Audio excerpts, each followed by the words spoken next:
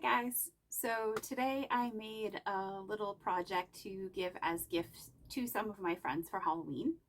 They had these little wooden pumpkin blocks, I guess you'd call them, from the Dollar Tree, and I decided to customize them. Uh, I still can't find my microphone, so I apologize if the audio again is bad in this video. I do have another one on its way from Amazon. The other thing is, when I was filming this, I kind of got into craft mode and sort of forgot that I was filming. So it's not the best. If I were to do something again where I'm filming multiple things, I would probably, stop, really thoroughly show you what I did in between each step. Kind of didn't really do that here, so I do apologize, but I think you get the idea, and there's some nice shots of everything at the end so you can really see what I did. Also, as you can see, I have a different background today. This is my bedroom. Previously, there was just boxes stacked in the back of Halloween supplies, so I didn't want to really show you that on camera, but I have cleaned up that mess and decorated a little bit for Halloween, so I thought I would have that background today. Oh, by the way, Target pajamas, if you're wondering, they're quite comfy. Anyway, here is the video. I hope you enjoy it. Happy Halloween. I'm starting out by prepping my little pumpkins. I'm going to remove the raffia bow and sand off the glitter.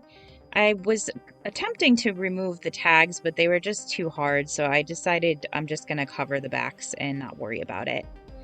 So I'm going to trace out the shape of the block and cut my paper to cover the front and back. I don't worry about being too perfect because I will sand off the excess edges. And I found out that using Mod Podge on one side on the back first and sticking your paper down and then letting it dry before you Mod Podge on top of it makes less bubbles. So I tried that with this and it definitely works, and I'm so glad that I did it. And some of these I had decided that I would not need the stem or didn't want the stem, so I am just pulling that off, and it was a little tough to get some of them out, so I did use some pliers. And I'm going to fill in the holes with wood filler and sand that down when it's dry. And that was just me showing you that I'm sanding the edges off the paper.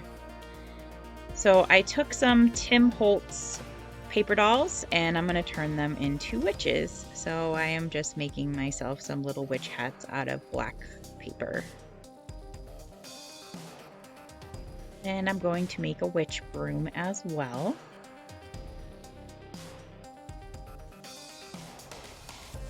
I just snipped off one end of the toothpick and left the other end pointy because it's going to go inside the bristles of the broom, so you won't see that. And this is a piece of unraveled nautical rope from the Dollar Tree that I had left over from another project. The nautical rope is basically just a bunch of strands of jute, so I have kept it to use as jute because I use a lot of jute. And then I'm just going to tie around my bristles to make it look more like a broom and make sure they stay on.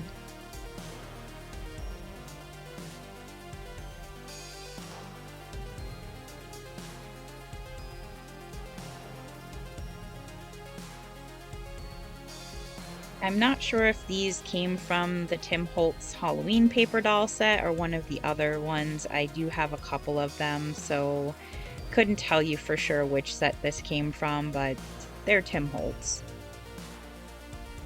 And the other paper bits that I'm going to be using are also Tim Holtz ephemera pieces. I believe the majority of the ones that I use are from the Halloween packs. Obviously, this one is because it says Wicked.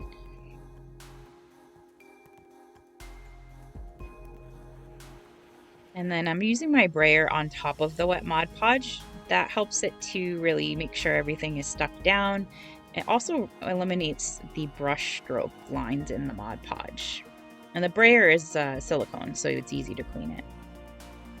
These are some more Tim Holtz ephemera pieces. Except for the spider webs, I actually cut those out on a die cut machine. I have a little spider web die and I had just cut one out and cut it in half.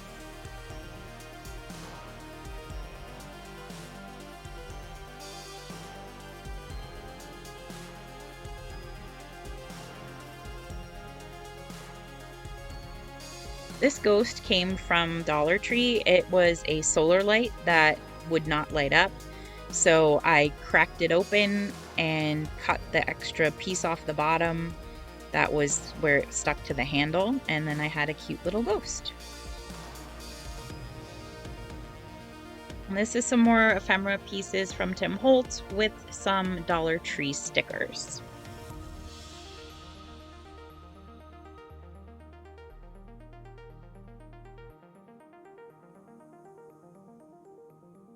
Also, the scrapbook paper that I'm using, all of the Halloween ones were a pack of Halloween paper that I got on Amazon. I don't recall the brand. The other ones were just random pieces from different scrapbooks, paper pads that I had.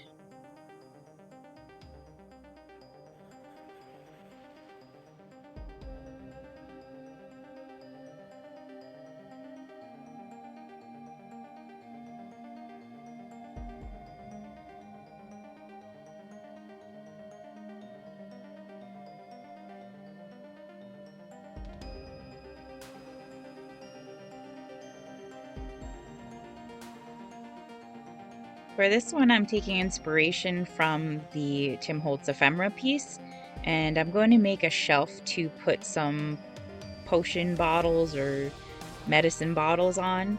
So I'm using an oversized popsicle stick that I cut down, and I'm staining it with a wood stain marker from Dollar Tree. And the brackets for the bottom are also more of that stick, just cut at an angle using my miter shears. And you can see right there the tip broke off, but it didn't really matter. I just snipped the tip off the other one to make them match, and it looked perfectly fine. And I'm gonna use my 1-2-3 block, or 3-2-1 block, I forget what they're called, to help the shelf stand up and be straight while it's drying.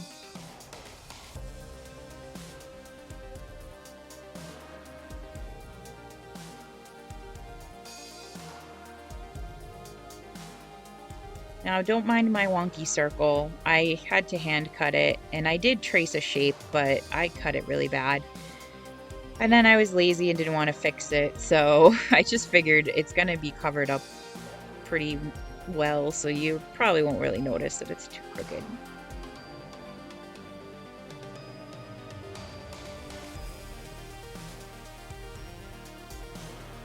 And then I'm just going to cover all the edges of each plaque and do some dry brushing along the edges in the front, and a little bit on the back. I was using a wet baby wipe there to smudge some of it out. So most of them got a black edge, 2 got an orange, and 1 got like a whitish cream color. And now I'm going to embellish everything. I got these gears on Amazon. It was a multi-pack. I think it had silver, gold, and antique gold or antique bronze. I'm using just the silver ones for this. Then I'm taking some of these plastic star-shaped beads from Dollar Tree, and I am using all 3 colors, which is silver, gold, and bronze. And I'm just scattering those about where I think looks good. Now I'm going to take this distress crayon in purple, and then in a minute another one in like a red berry color, and I'm just coloring in the little circus children's outfits to make them more interesting. And as you can see, I was really in the zone and I kept popping my head into the camera frame. I'm also using that purple crayon to distress the edges of these tiles, which are from Amazon as well. And I go all over the whole front as well, so the whole letter has a purplish tint to it.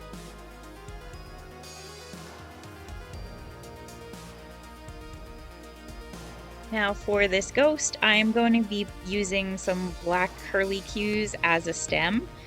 These are made out of epoxy sculpt. I had made something with black epoxy sculpt and I had a bunch of leftover clay and didn't want to waste it, so I just rolled it into some snakes and made some curly cues figuring I would probably use them at some point in some assemblage pieces. And these stickers are from the Dollar Tree.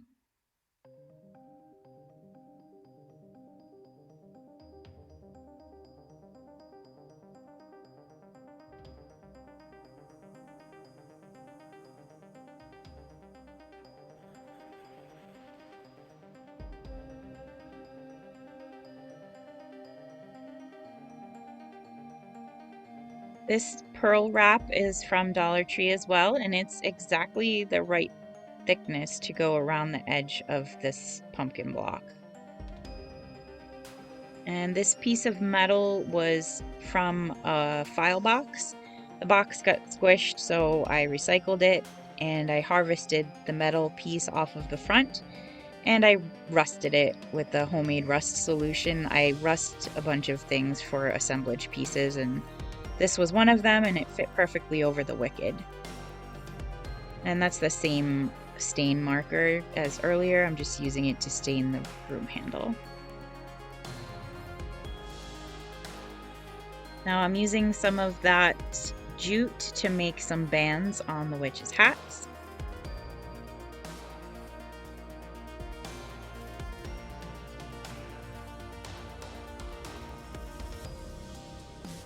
This cut's a little weird because it's from earlier, but I just wanted you to have a close-up of those roses. That's a little bit of broken jewelry that I had, and I'm just separating it into 4 separate roses so that I can glue one on each hat and 2 of them down onto the little sign at the bottom.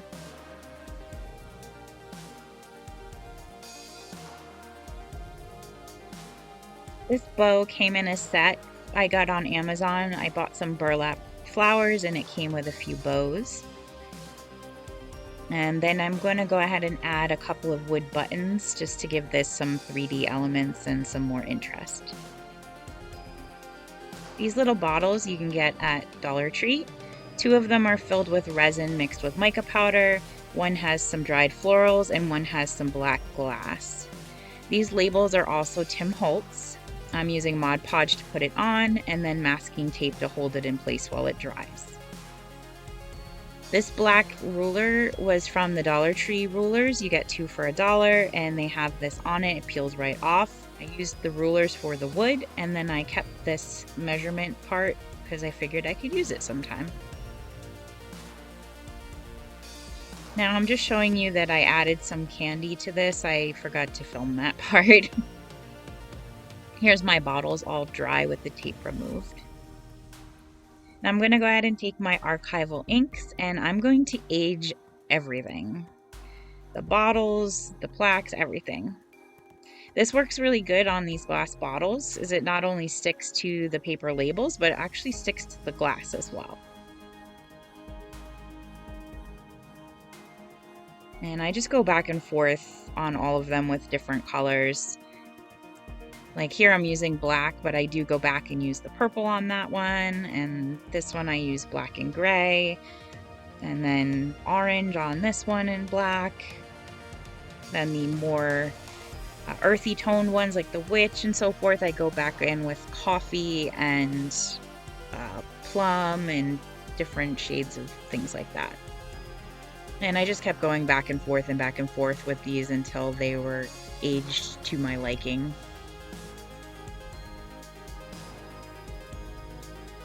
I'm going to glue my bottles into place now. I will add more embellishment to this one, but I forgot to film it, so you won't see that until the end.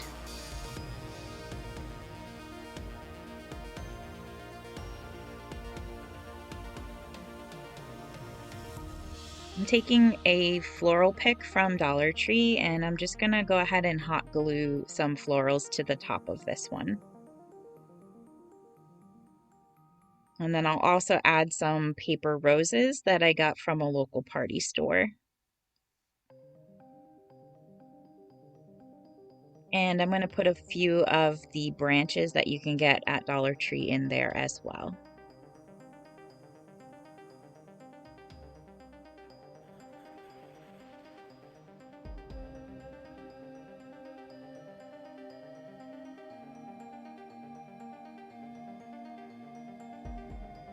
I'm going to snip off some of the leaves and add them to the little roses on the front.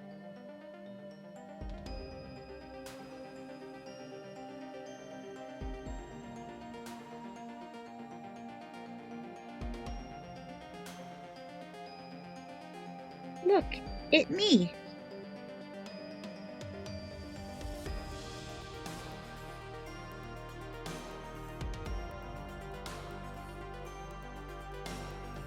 Wow, I remembered to show this one to the camera. I realized that there was gappage between the ghost and the block, so I decided to fill it in because it looked weird. So I'm just using some scrap lace to do that, and I'll just stick it down with some hot glue. And now I'm going to fill in between these letters with some micro beads and seed beads. I wanted it to look like sprinkled candy or sugar. I did accidentally get some green on there because one of my caps was loose, but it doesn't really affect it too much. And then I did put some larger beads on there after, but I forgot to film that.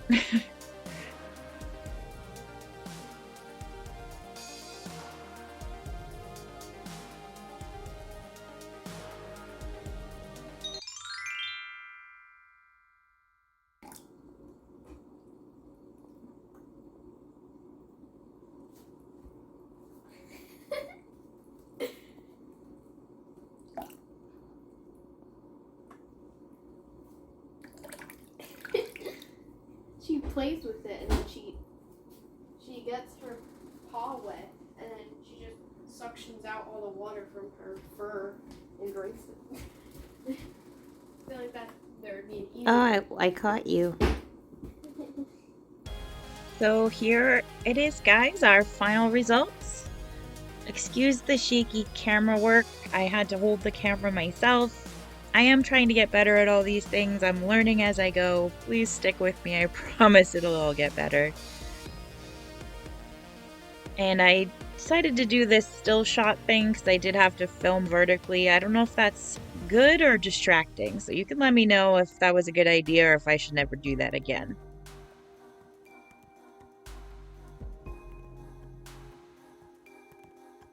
And here I do show you some close-ups of those larger beads that I added off camera. This one I think ended up being my absolute favorite. I did add this little wreath off camera and the toxic sign. And although the previous one was my favorite, this is the one I ended up keeping for my own house because my mom liked it the most. So that's it, you guys. I hope you enjoyed. Comment down below, let me know which one was your favorite, and I'll see you soon.